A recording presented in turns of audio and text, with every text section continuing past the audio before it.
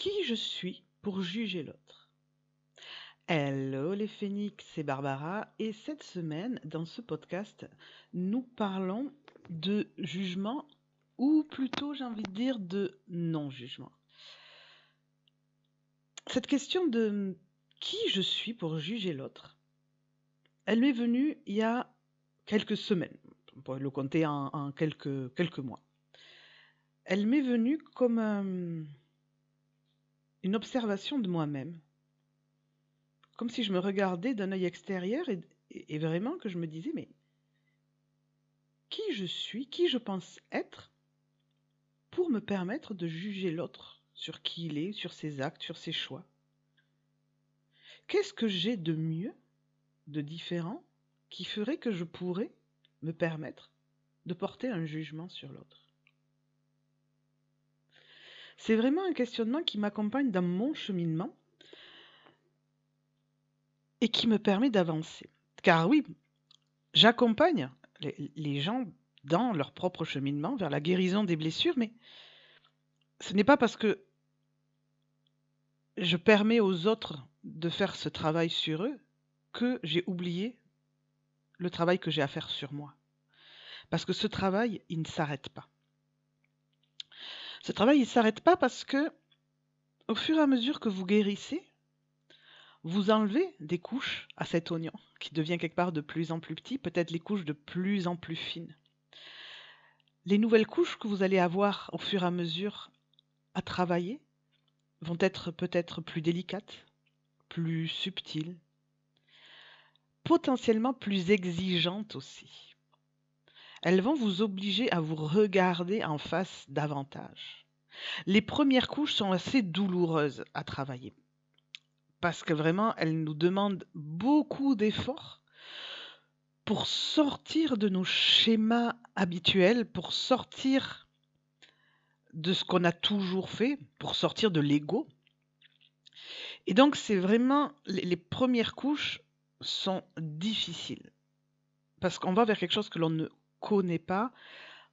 On va expérimenter de nouveaux comportements, de nouvelles façons de réagir. En fait, on dégrossit. Les grosses premières couches, là, elles sont un peu accrochées, elles sont un peu dures à enlever, mais après, une fois qu'elles sont enlevées, on se sent déjà allégé. Parfois, on se sent un peu arrivé. Il y a des personnes qui, au bout de quelques mois de travail, vont dire: «Ah, ça y est, j'ai atteint la plénitude, ça y est, je suis guéri, ça y est». Et oui, c'est une illusion que nous donne le fait d'avoir dégrossi cet oignon que l'on est, parce que ça fait du bien. On s'allège, on enlève ce poids autour de nous, de cet ego qui nous contrôlait, qui gérait notre vie à notre place. On s'allège et ça fait du bien. Mais peu à peu, on se rend compte qu'il y a encore du travail. Alors on pourrait s'arrêter là. Il y a des gens qui s'arrêtent à cet endroit-là et ça leur convient. Et ils continuent leur vie en étant un peu plus allégés. Et il y en a d'autres, dont je fais partie, qui sont prêts à continuer le travail, qui veulent aller encore plus en profondeur, qui ont de la curiosité pour vivre un autre monde. Et cette question de qui je suis pour juger l'autre, c'est vraiment une question qui pour moi ouvre sur un autre monde. Un monde où on observe ce qui se passe, ce qui nous arrive, les gens qui sont autour de nous, sans ce jugement.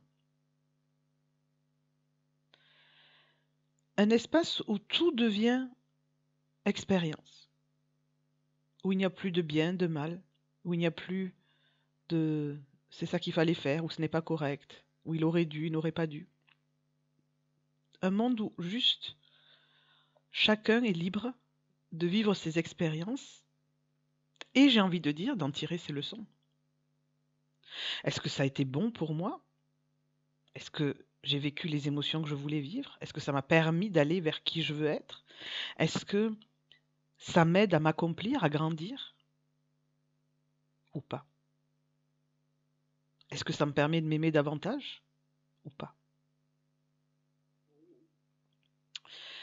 Ce regard qu'on porte sur l'autre et ce jugement qu'on pourrait porter sur l'autre, il ne faut pas oublier qu'il évolue avec nous. Observez-vous à celle que vous êtes aujourd'hui et regardez peut-être celle que vous étiez il y a quelques mois, même quelques années. Est-ce que vous avez le même jugement sur les autres? Est-ce que vous êtes accroché aux mêmes valeurs? Ou est-ce que ça a bougé depuis? En fait, c'est se rendre compte que tout est mouvement, que tout est changement. Et que donc, le jugement qu'on a pour les autres, il nous semble juste à un moment donné, mais il évolue. Le meilleur exemple pour moi qu'on peut prendre, c'est de regarder l'histoire. L'histoire de France, l'histoire du monde. On juge avec nos yeux d'aujourd'hui des comportements d'une époque où les valeurs, les codes, les règles, les lois n'étaient pas les mêmes. Alors on peut ne pas être d'accord avec ce qu'on faisait à cette époque-là. D'ailleurs, on a évolué et on ne fait plus les mêmes choses. On peut parler d'esclavage, on peut parler de comment étaient traitées les femmes, on peut parler du travail des enfants, on peut parler d'énormément de sujets qui en fait fâchent quelque part. Mais à cette époque-là, c'était normal. Donc il y avait peut-être quelques personnes un peu plus éveillées qui jugeaient certaines choses qu'ils voyaient et qui ont justement été un peu les précurseurs du changement et qui disaient ça je n'aime pas trop, ça ne me permet pas de me sentir pleinement libre, heureux de voir ça et donc ils ont contribué au changement. Mais quand aujourd'hui on juge cette époque-là, on est hors contexte. Et en fait, en vous partageant ça, je vous ramène à juste aujourd'hui et quand vous jugez les autres.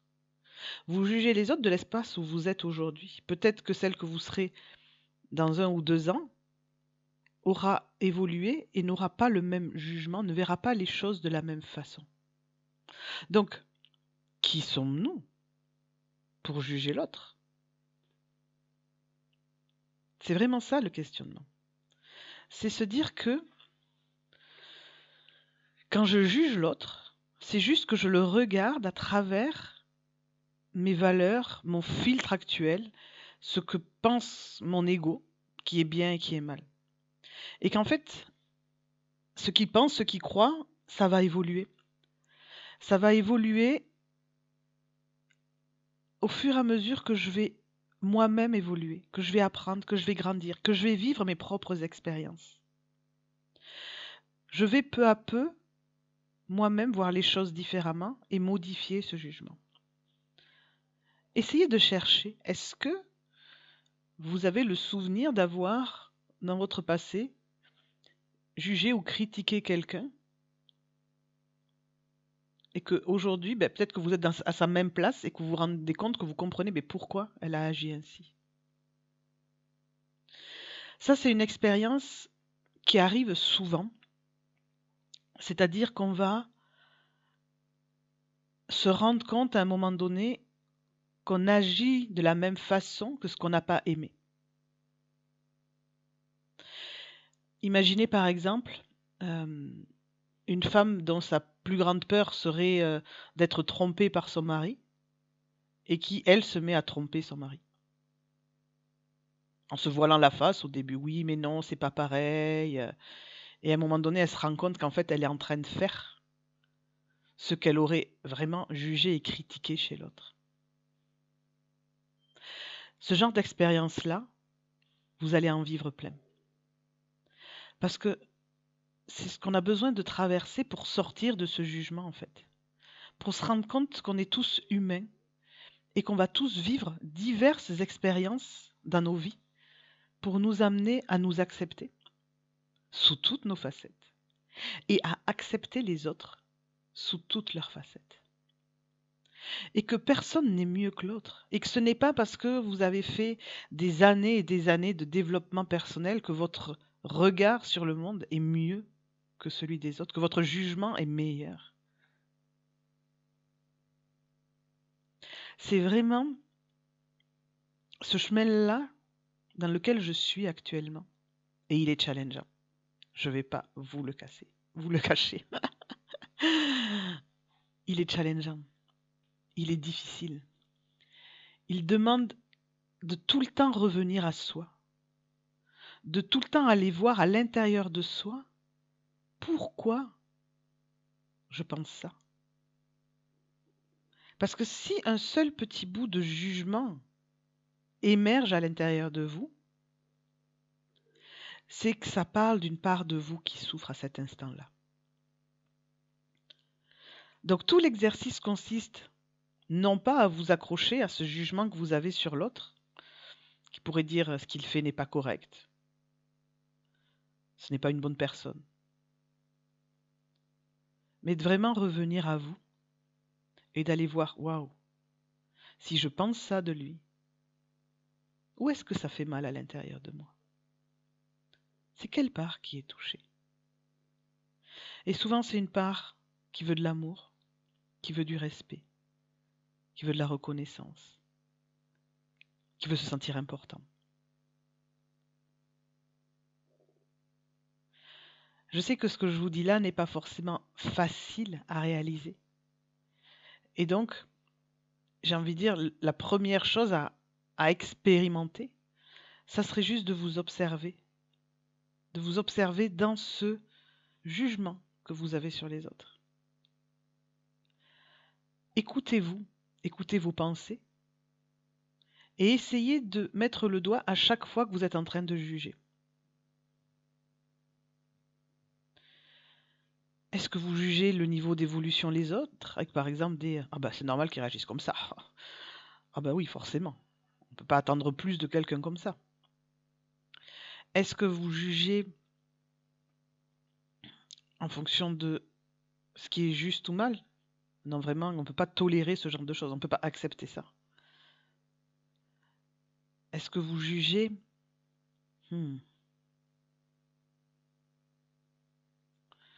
à travers ce que la société juge de bien et de mal? Ça se fait, ça ne se fait pas.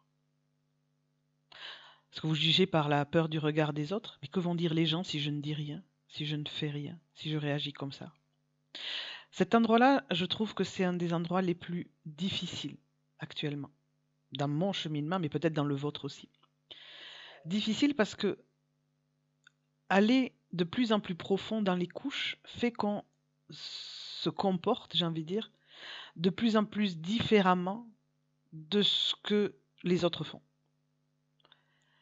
Parce qu'on touche à l'amour inconditionnel, parce qu'on touche à l'acceptation, à l'accueil inconditionnel, parce qu'on n'est plus en colère contre les autres, parce qu'on n'est plus en train de les juger, justement. Et de ce fait-là, on s'éloigne de ce qui est habituel comme comportement. Et donc les gens ne comprennent pas.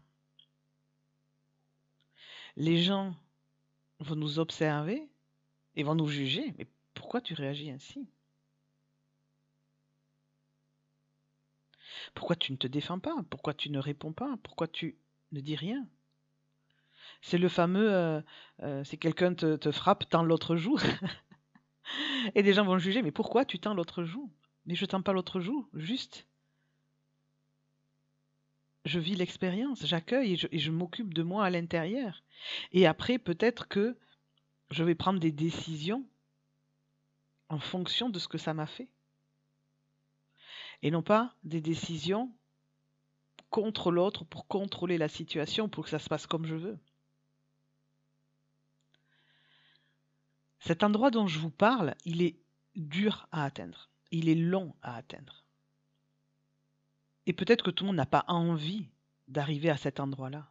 À cet endroit où tout ce que vous vivez, vous le regardez en vous disant ben, c'est ok, je vis l'expérience. Juste je vis l'expérience. Comment je me sens dans cette expérience? Est-ce que ça me fait mal? Est-ce que je peux aller rencontrer la souffrance que ça me fait? Vous voyez, tout le monde ne peut pas arriver à cet endroit-là. Mais ce n'est pas un jugement quand je dis ça. C'est parce que si vous voulez y aller, ça va demander des efforts. Et que tout le monde n'est pas prêt à faire des efforts. Et c'est ok. Parce que ça demande d'affronter le regard des autres. Ça demande de ne pas être compris. Ça demande quelque part d'être un peu précurseur. Ceux qui peut-être à l'époque regardaient l'esclavage et disaient ça ne me convient pas et je vais peut-être poser des actions pour que ça change. Moi, les actions que je pose, c'est d'oser y aller, d'oser le vivre, d'oser ne pas être comprise. et peut-être juste d'expliquer, d'inspirer. Non pas pour que les autres fassent comme moi, mais juste pour permettre de dire, ben, autre chose existe. Une autre façon de vivre existe. Un endroit où on ne juge pas l'autre et on ne se juge pas soi. Mais pleinement, mais vraiment. Pas de façon artificielle. Non, mais je ne le juge pas. Non, non. Quelque chose de vraiment profond.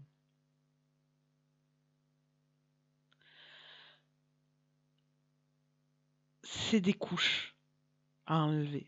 Vous pouvez aller toujours plus profond. Mais vous pouvez vous arrêter là où vous êtes bien.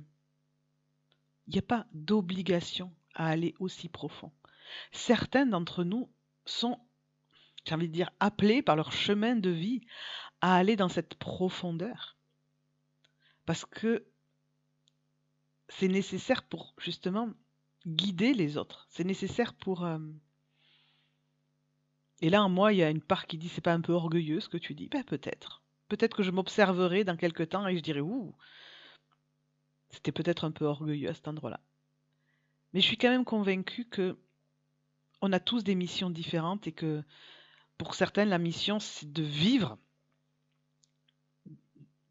la profondeur de cette découverte de soi pour aider les autres à faire le chemin. Peut-être pas le chemin jusqu'au bout comme on le fait, mais peut-être le chemin suffisant pour être bien avec soi. C'est comme ça que je le ressens aujourd'hui. Et au fur et à mesure que je grandis, j'affine ma vision de la vie, du monde, de moi, et je continue à avancer.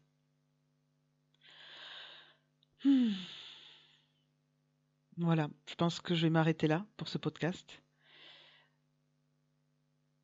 qui vient d'un espace en moi qui souffre de vivre ces expériences, mais qui est heureux de vivre ces expériences, qui est heureux d'expérimenter ce non-jugement, même s'il va falloir affronter des difficultés, s'il va falloir affronter le regard des autres, s'il va falloir affronter l'incompréhension. C'est un espace à moi qui dit, ok, on va le faire. On va le faire parce qu'au bout, il y a quelque chose d'encore plus beau. On n'arrête pas de trouver du plus beau et on va continuer à avancer pour trouver encore plus beau. Donc je m'arrête là. J'espère que ça vous aura questionné, inspiré. Peut-être vous demander, est-ce que je juge? Comment est mon jugement aujourd'hui? Est-ce qu'il évolue? On en parle sur le groupe des Femmes Phoenix, bien entendu. Et si vous avez des questions, vous pouvez me contacter par mail, via Messenger, sur Facebook. Vraiment, c'est toujours avec plaisir que j'échange avec vous. Donc, je vous souhaite une belle journée, une belle matinée, une belle soirée, en fonction de quand vous écoutez. Et je vous dis à très bientôt. Bye bye les Phoenix!